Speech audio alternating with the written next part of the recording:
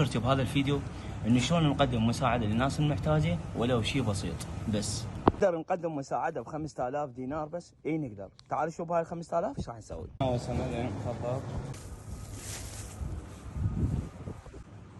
لازم ناخذ الشغلة الزينة، يعني مثل ما تاخذ لهنا الشغلة الزينة. خيك اهم شيء زينات هذول، يعني هاي العلوية شوية تحب الباذنجان. بمادة قليلة تقدر تقدم مساعدة للناس اللي محتاجة.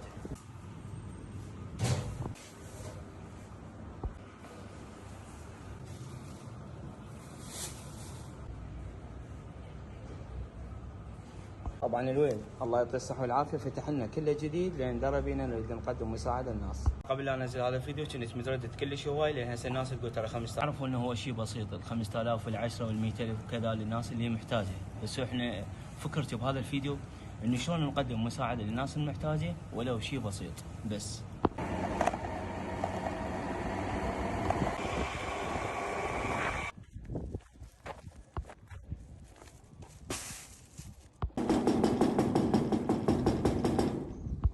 طبعا وصلناها ورجعنا وشعور لا يوصف الصراحة والله. الحمد لله والشكر. شنو رايكم بهاي الفكرة؟ ولا تنسون اللايك والمتابعة.